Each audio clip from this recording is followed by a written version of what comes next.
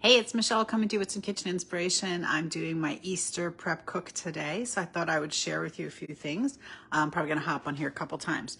Right now, I'm working on Easter prep casserole for breakfast, which is actually going to church. So instead of making it in my 9x13 stone, I'm actually making it in tinfoil because that's what they requested to put in the steam tray. So I've got my 10-inch nonstick skillet here. It's wet because my husband used it a little while ago. And I'm going to put a little bit of oil in it. And no, I'm not. I'm going to put a little butter in it. And I'm going to saute my onions in there to begin with. So I'm going to start with that. I'm just going to put a little bit of butter in the pan. Turn my pan on. This is an easy recipe. If anybody wants the recipe, just let me know. Send me a message. Send me a private message and I'll flip it back to you.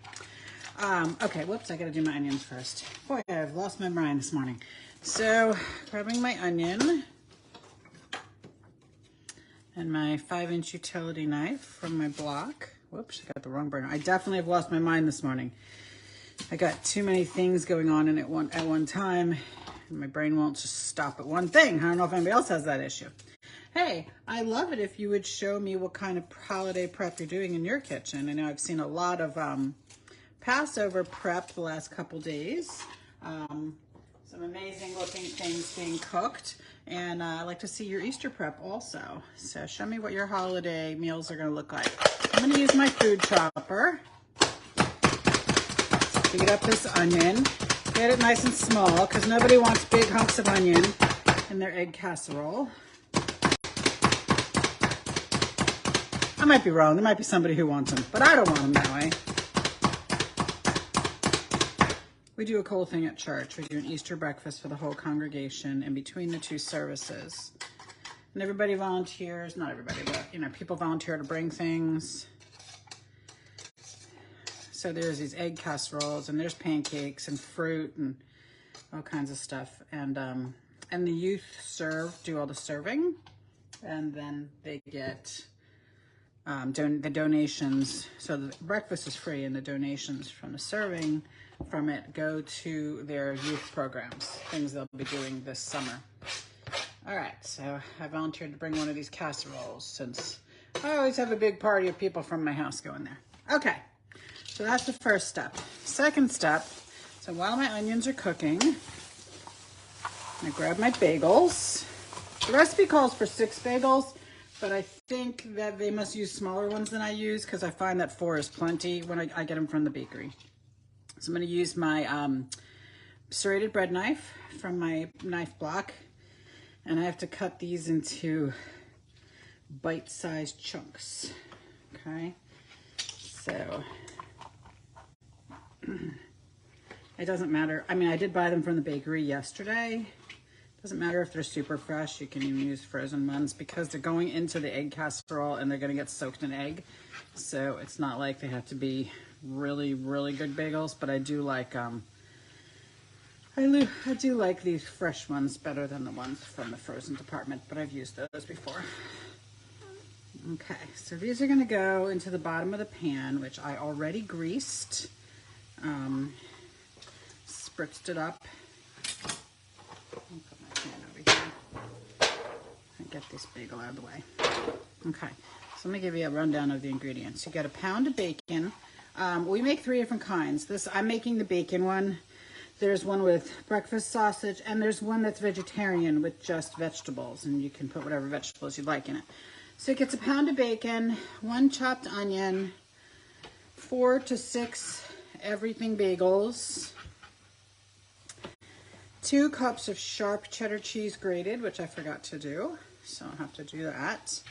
And then it gets 14 eggs. This feeds quite a lot of people, so it gets 14 eggs, 1 cup of milk, 1 cup of half and half a teaspoon of salt. I usually leave that out because there's plenty of salt in the cheese and the everything bagels.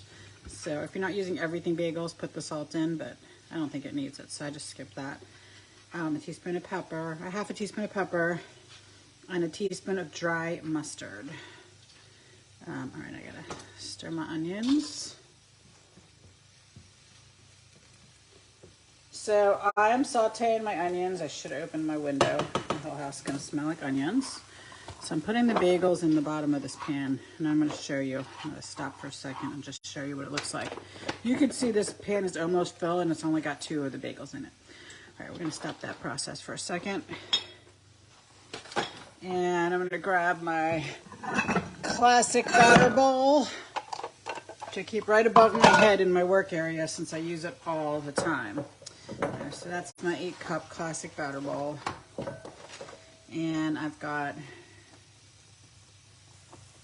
14 eggs, perfect. Just double check in. So I'm gonna put 14 eggs in here. Okay, so this is a trick I learned from doing things incorrectly. I'm gonna share with you.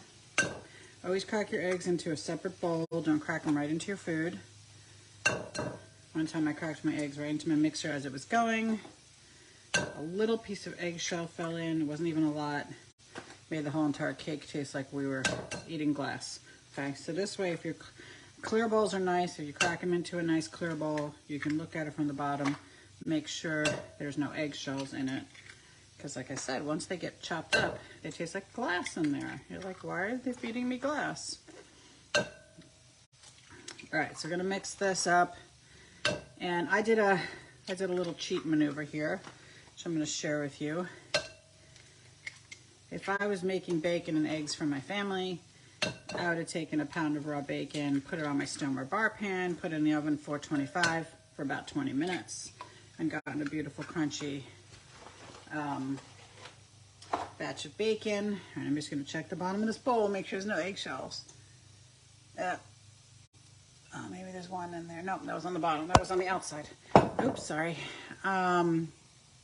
So when I'm making something like this where you're not going to really be able to tell, and I have to do a lot of cooking, all right, my onions are all ready, I buy the pre-cooked bacon.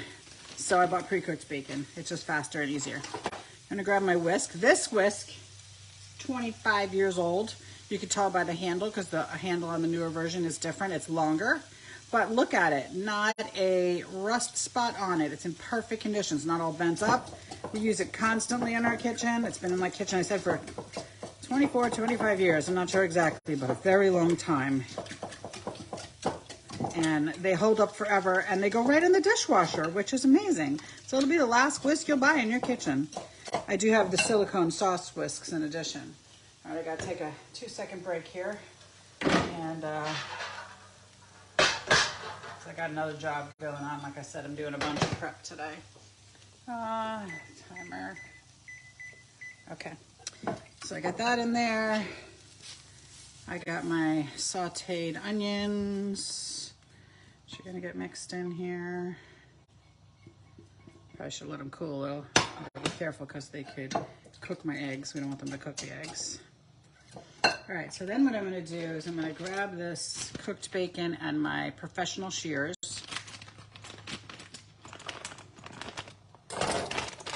And get the bacon open. Why isn't the bacon opening today?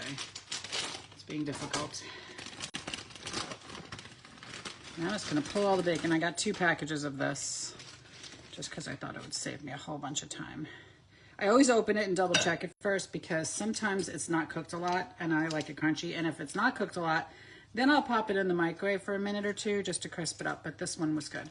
So I just take this, cut it right over the bowl into here. I'm going to mix in my pepper, my half and half, my milk, and oh, I also have to put in the Parmesan cheese. We got another thing, my bacon. Here I got a cup of milk, and a cup of half and half, which I didn't open and doesn't want to open. It's fighting me.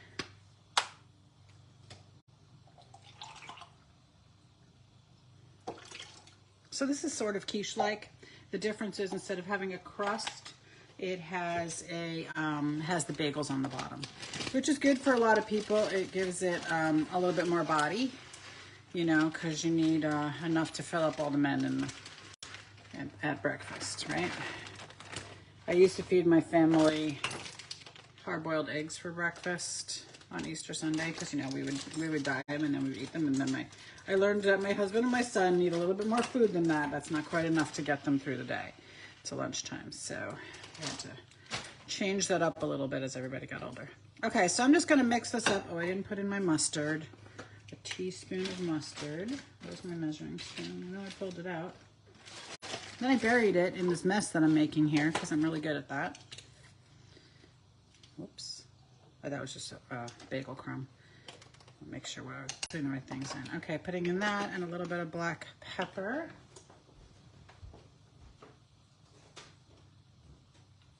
Again, like I said, I'm leaving out the salt because I think it has enough salt. Between bacon, cheese, and everything bagels, there's plenty of salt in here. So, all right, so once I get this mixed up, I have to add my 2 cups of cheddar cheese, which I forgot to grate, so I'm gonna add that. And then I will pour it over the bagels in the pan, and I'll pop it in the oven and cook it at 375. I have to cover it for 45 minutes. So that's my story. Hope you enjoyed it. Like I said, if you want the actual specific recipe, send me a private message or drop a comment here, but I don't know if I'll see the comments right away. The private messages I see faster. So if you're in a hurry to get it by tomorrow, make sure you drop me a private message and I will happily send you the recipe back. Thanks. Have a happy Easter. Enjoy your wonderful holiday weekend.